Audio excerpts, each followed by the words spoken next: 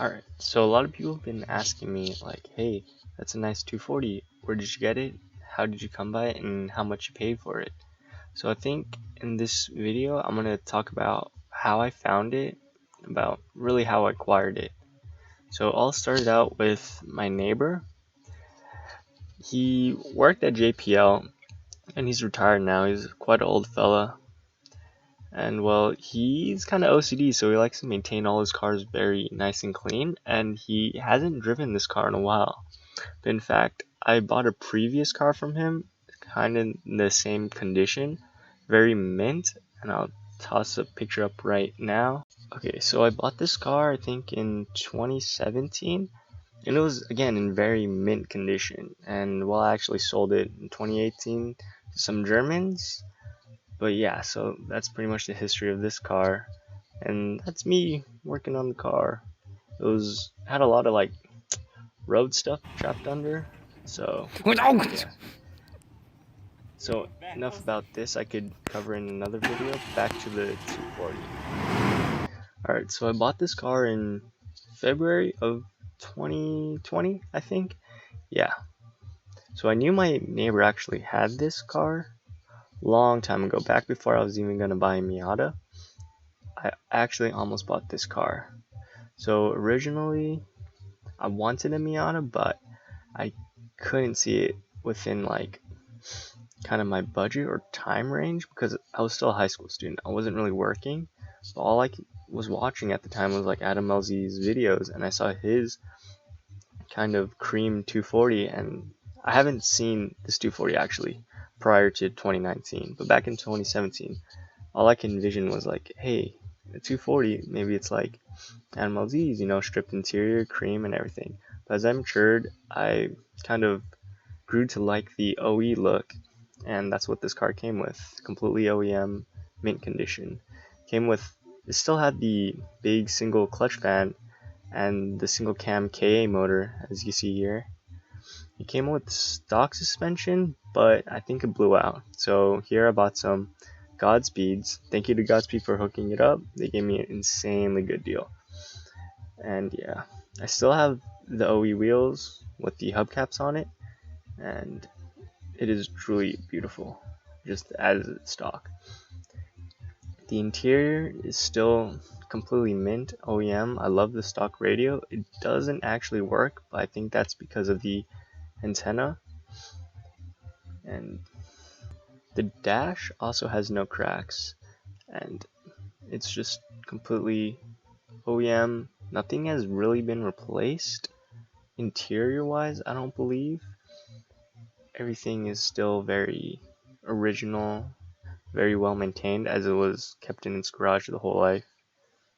Everything works, nothing is broken. The seats aren't torn, which is kind of a surprise, because I do believe rustling around in the seats, especially with denim on, it does kind of cause the seat to kind of wear a bit. I could already see it from my driving, although I haven't been driving it too often.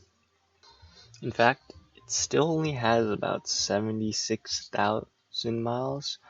Before I took ownership, it actually had about 75 or so, almost to 76.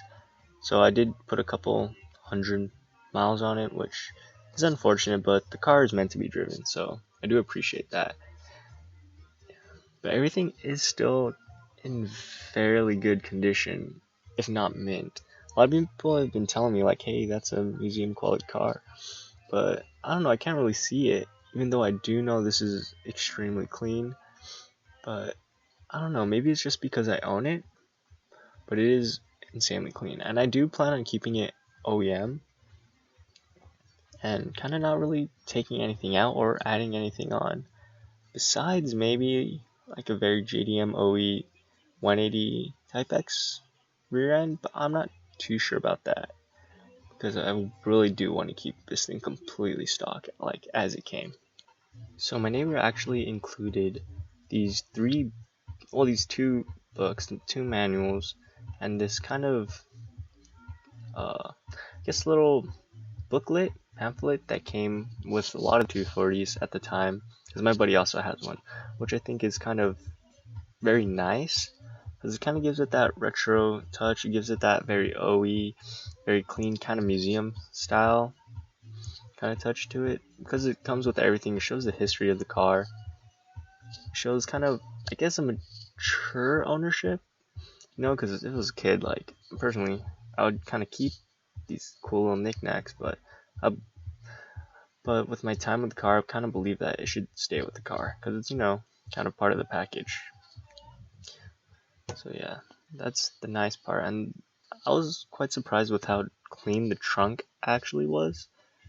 When I got it, there was like not a speck of dust on it, but then I kind of put some stuff in there. I actually put the tires in there at the time when I was remounting it, but I did clean it and vacuum it. It's still very clean. And this is kind of one of the things I like about hatchback. You can set the seats down, and then you just kind of chill in the back, if anything. Because I do plan on kind of driving this car to different places, which is pretty cool. Another neat thing I liked is the retractable seatbelts. I thought that was pretty cool and innovative.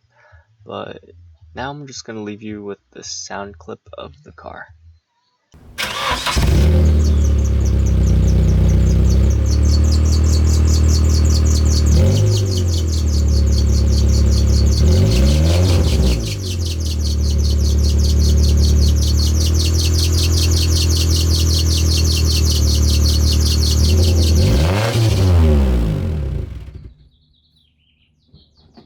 So a lot of people that I interact with on the street have been asking me like, hey, when are you gonna sell it?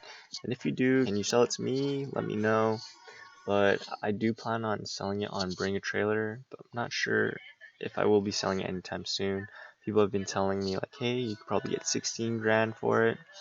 So if I do sell it, I do want to get like the full value of the car because I plan on maybe getting an R32 or a RX-7 FE because I do want to kind of build some other cars besides like kind of slow cars like my Miata.